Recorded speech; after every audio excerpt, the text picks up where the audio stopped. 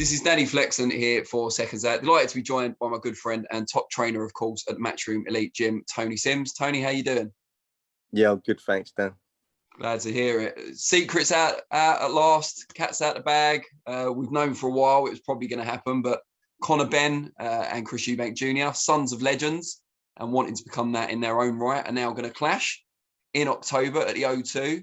I guess, first of all, what took so long to get over the line, and how comfortable were you with this being the option for Conor? Well, it was a fight that obviously, you know, he's always been talked about because of the dads, but I never thought it would materialise as it has done now. And obviously we was looking at fighting Keith Thurman, really. That's what we had in mind, but it was a bit of a curveball that come round, and you know, we said as long as the weight is right and we feel comfortable that if he can do the weight, and then Conor wanted to do the fight. So obviously there's been complications in the weight and the rehydration clause and that, but we've eventually got around it. And I think Eubank's been a little bit hard work to do the deal with contract wise, but eventually we got around it, and that's what took so long. What is the weight and the rehydration clause, and was it what you wanted at the start, or have you had to compromise a little bit? Well, the weight's 157, so you can't come anything over 157. The rehydration clause is, I'm not sure if we can talk about that in a minute, Dan, because that's a matter for behind the scenes. But we were comfortable with him coming in at, if he can do 157. Conor's going to come in at like 154, 155, so there'd be a couple of pound in that. And but you know, there's been a few complications trying to get the contract over the line, but eventually it's got done. And if he doesn't come in at 157, we all hope he does, obviously, is there like a financial penalty, or is it just fights off? Yeah, there's a massive financial penalty. And if he comes over 158.5, and then the fight will get called off. So, you know, he knows that he's got to try and make that 157. I was always doubtful whether he could do that, because I've been on a couple of shows with him where he ain't made 160. So, but he's saying that he can 100% make it. So we obviously had to take that in consideration, that he said he's 110% is going to not come in no more than 157. So we'll see, Dan. Anyway, you know. You sparred Conor's dad, Nigel, in the distant past when you were an amateur. You're a good friend of his. He was the one who initially brought Conor to your attention. Are you kind of personally invested in the rivalry with the Eubanks? Is that a thing that you think about as well? Well, I was fortunate enough to be at the second fight at Old Trafford. Because like Nigel, you know, they left me a couple of ringside tickets. So, you know, I was at that fight, and obviously that was a massive fight. And, you know, the rivalry, it built up over years, and everyone knew what a great fight the first fight was. And like the second one probably never lived up to the first one's expectations, but it was still a great fight. And I had Nigel winning that fight at the end of the fight. He was unlucky to get the draw, but you know, since then, a lot of people have wanted to see them fight again. Even up until I think 3 or 4 years ago, they were talking about Nigel versus the third one. So they're probably going to build this one as Eubank Benn 3, and I think it'll capture the British public's imagination, obviously, for the people around in them days. And even if the people weren't around in them days, you know, they can watch the old footage of it. And, you know, it's probably the biggest fight of this decade, and for the British boxing public, you know. And it's a shame, I think it's a shame that he's got held at the O2 because I do believe that he could have filled a football stadium out of it. It was just the wrong time of year to try and do a stadium fight in October. It was like, obviously, you can't trust the weather. So, but I think the O2 will be obviously jam-packed and people will be obviously watching on TV. The general consensus appears to be that Eubank's the one that's got significantly more to lose, in that if Conor comes up short, he can drop back down to welterweight where he's still very highly ranked and he's the younger man by far as well. Whereas Eubank, at his age and he's used to applying his trade higher up, it's kind of more or less over for him perhaps if he loses. Would you go along with that? Well, yeah, because someone said to me like it's a no-lose situation for Conor Benn, because like you say, if he loses, he can. Sorry, Dan, I'm just answering the door. If he loses, he can drop back down to his natural weight and carry on where he left off. With Eubank, it'll be he'll be such a significant loss that he probably wouldn't fight again. So that's the risk that he's obviously taking. But in saying that, they're both going on a hell of a lot of money out of this fight, and so it's one of them fights that on both sides they probably couldn't refuse to do it. What's your kind of rationale for Conor winning the fight? When you look at it, as dispassionately as you can, what has he got? Where does his advantages lie? Well, like you said there, he's obviously a lot younger and fresher. He's very passionate about boxing and he loves the game, and he trains extremely hard. He's packed quite a bit of muscle on at the moment. He's sort of been knowing that this fight was going to come round, so he's been deep into his S&C training with Dan Lawrence and been packing the muscle on. So he done his first spar today with Linus Ogdolfer, who's a middleweight. So he done his first spar, and he'll continue to spar them sort of fighters. So moving through, by the time the fight, we get nearer to the fight, he'll probably himself have to come down.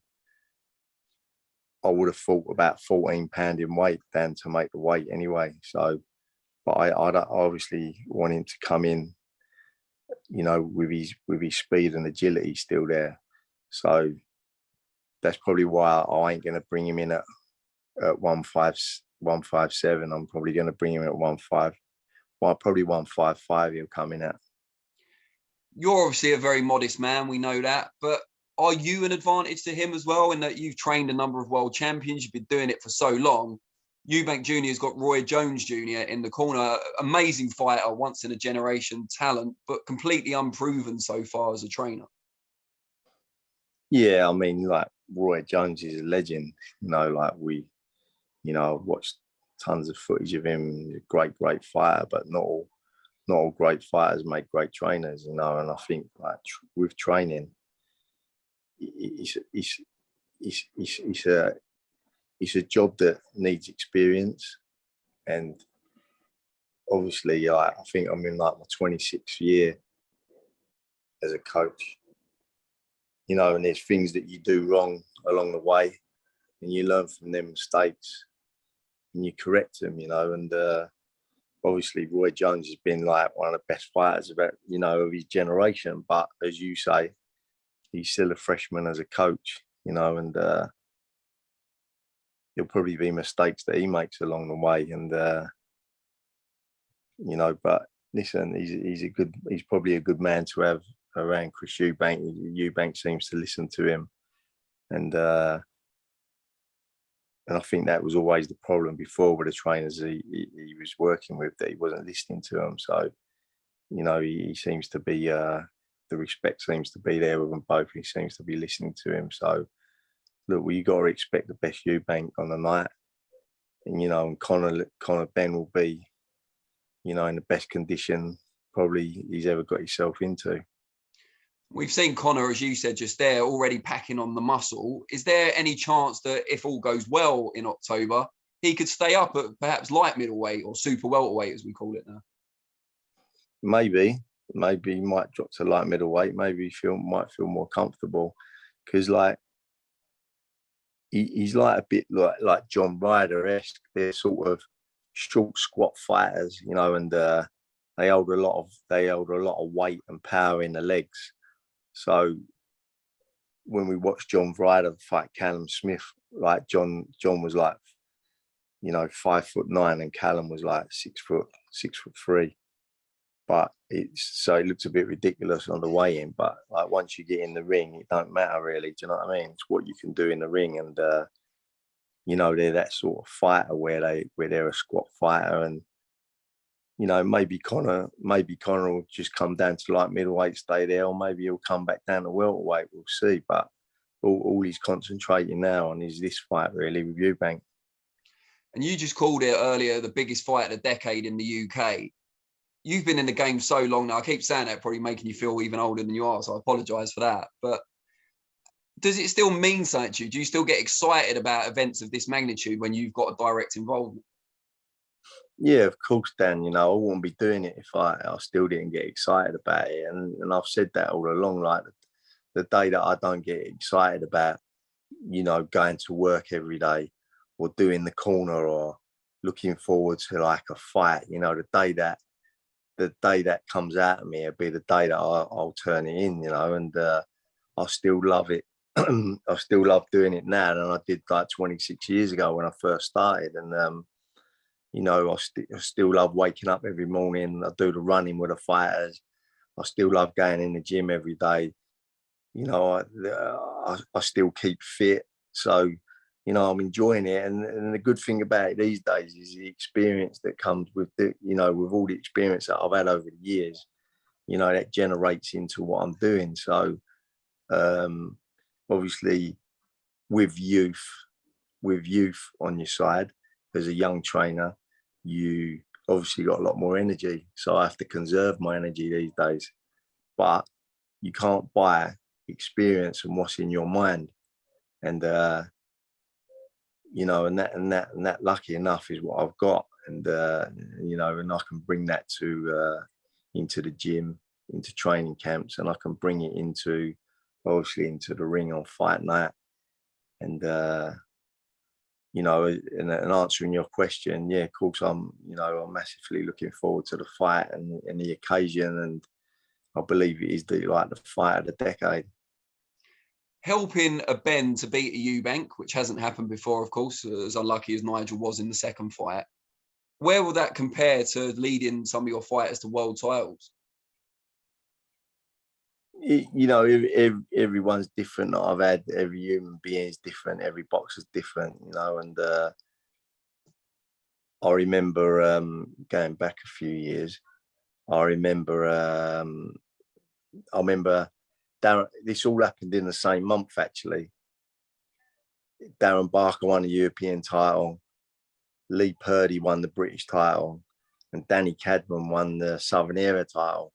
And I was just as pleased for Danny Cadman winning that Southern Area title than I was for Darren and Lee winning their titles, because it's about the individual, and you know, and how hard they work for that title, you know. And I know that I knew how hard Danny Cadman worked for his Southern Area title, you know, and that meant the world to him. And this will mean the world to Conor Benn to beat Chris Eubank Jr. And yeah, it ain't even about the titles. It's just about, you know, it's a legendary family thing that goes back like 30 years. And to see both of their sons, who are both, whatever way you look at it, they're both world level, world class fighters. And be it that they're at different weight divisions, but look, we've got there in the end, and they're both comfortable with what weights they're going to be. So, you know, it'll all be about on the night, Dan. Will we see any of your other fighters on the show? There's a couple of young kids on the show that are coming out of my gym. They're both going to make their debuts. There's one kid called George Liddard. He's from Essex. he's going to make his debut. He's 4-time national champion. And there's a young lady called Maisie Rose Courtney. She's going to make her debut on the show. I think she won 7 national titles with a Repton. Wow. So they're just really young as well. They're like 20 years old. So they're going to make their debuts on the show. But no, that Conor will be the only like main event will be on there. What a show to make your debut on there.